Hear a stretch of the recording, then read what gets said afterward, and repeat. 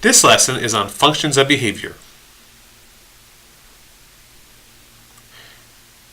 This is part of the 40-hour training for RBT and is offered separate from the BACB.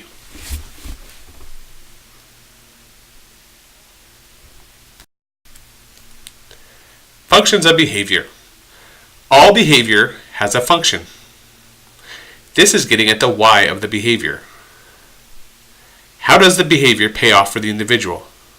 What does the behavior get them? These are questions I ask as an analyst to try to figure out what the function of a behavior is. Also, as an analyst, I've learned to stay away from the term maladaptive. Most behavior is adaptive after all. It may be not appropriate, but it certainly is adaptive. What I mean by that is if a patient screams and they get to play Minecraft, their screaming is not maladaptive. It gets them what they want. Yes, it may not be appropriate, but you can't say it's maladaptive either, because it gets them what they want. It's communicating a need. We all do things to get what we want, access favored or desired items. Mostly, we do this through socially appropriate ways, such as asking or buying something. Individuals with developmental delays, such as autism, or individuals with behavior issues, do engage in several problem behaviors. Of course, some of us as adults engage in lots of problem behaviors as well.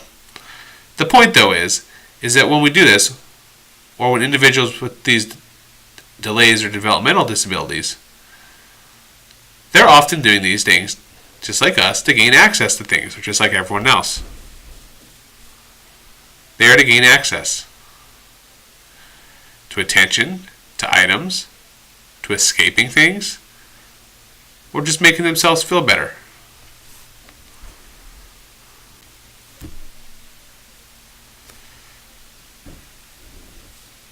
So, if someone is engaging in a problem behavior, it is most likely to get a need or a want met.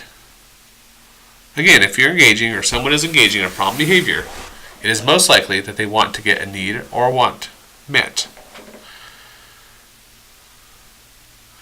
Likewise, we can use this to our advantage. If we want them to engage in a good behavior, we have to make it functional for them. Now, there are four main functions in applied behavior analysis. These are attention, both positive and negative, escape avoidance, access to items or activities, and automatic or sensory. Attention. This means the person gets some form of social attention. It can be positive or negative. Remember that negative attention is still attention. It doesn't even need to be verbal. The person may be looking for a response that says you notice them. A raised eyebrow, a flinch, a nod of the head. Here, the person is positively reinforced. They receive attention for the behavior. Attention is added. So again, the first function of the behavior is attention. This is some form of social response for the behavior. It can be positive or negative attention. Again, we can use this to our advantage. This is why, when a person engages in the desired behavior or the target behavior, we acknowledge it by saying good job, or maybe nodding our head yes.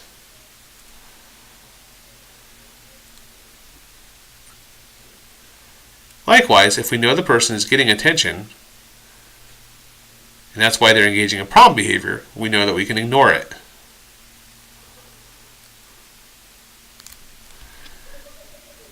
The second function I want to talk about is escape or avoidance. Escaping a task or avoiding it. Getting rid of something aversive. Getting away from something. Sometimes, if I don't want to be bothered at work, or if I don't want to be bothered, and my phone rings, I will turn it off. This is escape or avoidance behavior. The person is reinforced through negative reinforcement. They remove something they don't want to through escape. So they engage in behaviors to get rid of that item. So remember, like the alarm clock example. If your alarm clock is going off, you hit snooze. This is to get rid of that annoying alarm going off.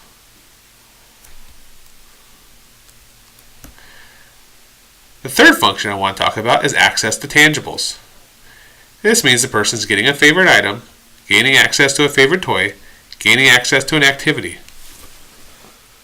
The person is reinforced through positive reinforcement. They receive something, such as a toy or an item.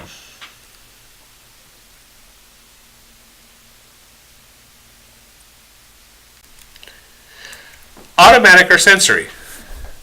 This meets some sort of sensory need for the individual. It feels good.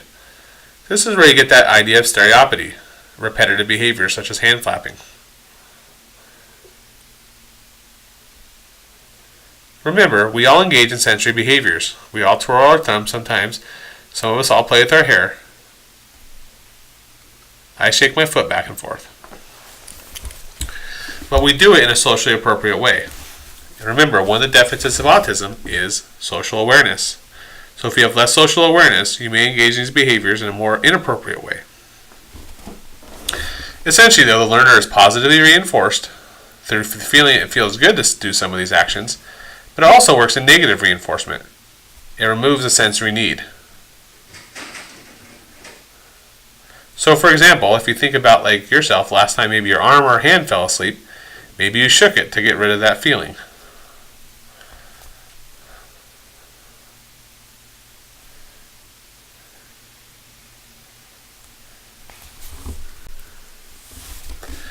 Function is found through identifying the most common consequence that the behavior gets.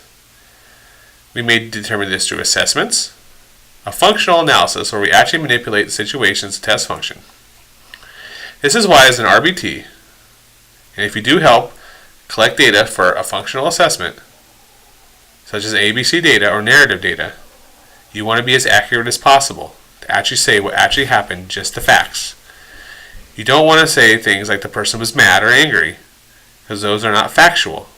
We can only put what we actually put, what was actually happened. Did the person get talked to afterward? Did the person gain a toy? We don't want to say they're happy, we just want to say they gained a toy. Because this is very important, because we want to correctly identify the function, because this allows us to develop a functionally equivalent response, or a FERB, a functional equivalent replacement behavior. Now, I don't want you to think that that's a technical term you're going to see everywhere. Some agencies use different terms. But the idea is that it's going to be some sort of functionally equivalent response. It allows the person to gain whatever they're looking for, whatever that's functioning as, in a more appropriate way. So in that way, we say it's functionally equivalent. A replacement behavior. A replacement behavior that allows the patient access to the need in a more appropriate way. You should always, the behavior analyst should always consider the repertoire of the learner. For example, I'm not going to expect a full phrase asking for a cookie if someone is nonverbal. I might instead have them point. Remember, we should always be teaching something in addition to ignoring problem behavior. Again, I want to reiterate that. If we're going to ignore problem behavior, we should also teach them a more appropriate way to gain access to what the behavior was functioning at. So if I'm going to ignore the screaming to get Minecraft, I also want to teach the individual how to ask more appropriately to get Minecraft.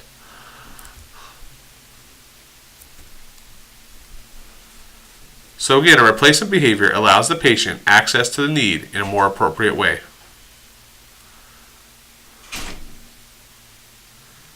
This can also be systematic. For example, I worked with someone one time who liked to throw things like staplers, scissors, stuff like that. Of course, that's very dangerous. This particular person really liked the response that they were getting. So one of the intermediate steps when we did a replacement behavior was to get like Nerf balls, so she could throw that at people. Now listen, I know it's not appropriate to throw Nerf balls at people randomly, well, not all the time, not out of a play situation, but it is more appropriate than throwing staplers or scissors. And again, it's systematic. We wouldn't let that happen forever. Eventually, we would teach that person how to gain access to attention in a more appropriate way. But it's just an intermediate step.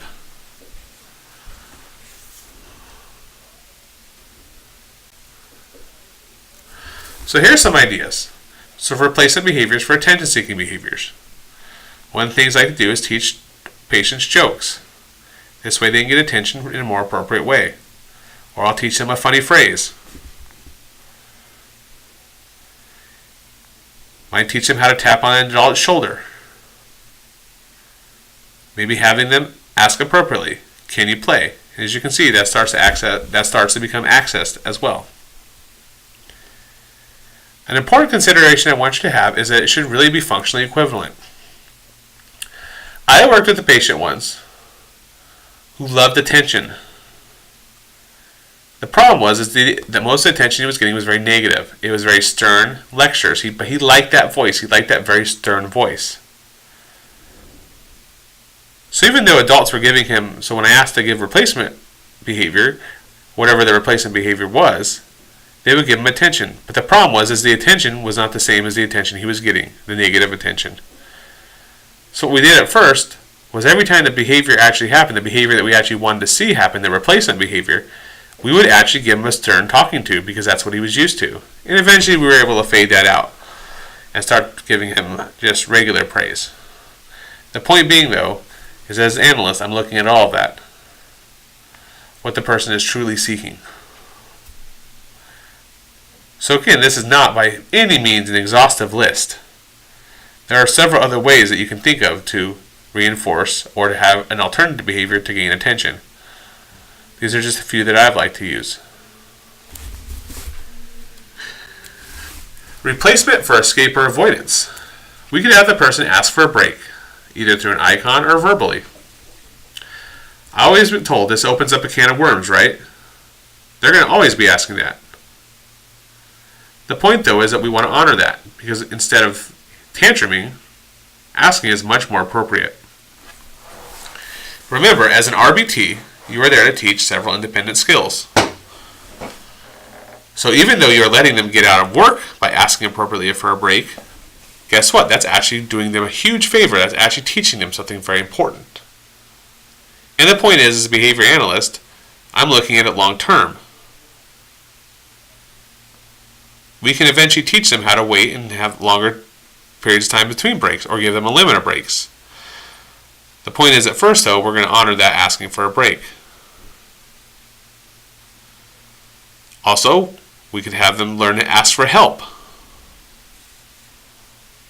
Help on hard items, or clarification. There's lots of different ways that we could do that. Again, these are by no means exhaustive.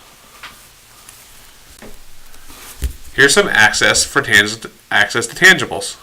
Some replacements we might use. Have them ask appropriately. Teaching them to wait for the item they want. I've had to teach recently a person how to look for alternative items when something they wanted was not available.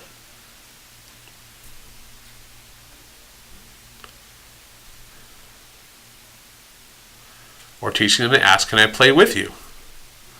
Or can we share this item? The point is the replacement behavior for access allows the person to access what they want in a more appropriate manner. So you might be thinking, well, how does teaching to wait do that? Well, if a person asks me for, say, like their favorite action figure, and I teach them they have to wait 5 seconds, and they actually get it, this is them actually getting it, versus if they tantrum, I might have to just withhold it. And finally, replacements for automatic or sensory. Squeezes might give the person an item with an interesting texture, like a koosh ball. Sensory activities. There's lots of different things.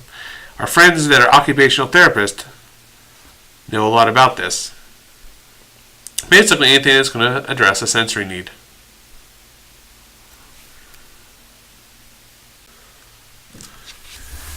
Functions in RBT. As an RBT, you want to be aware of what the functions of behavior are. So what are they again? Attention, escape avoidance, access to tangibles, and automatic or sensory. I will say it again. Attention, escape avoidance, access to tangibles, and automatic or sensory. As an RBT, you will assist in collecting ABC data, whether it's in sessions or to help with an assessment.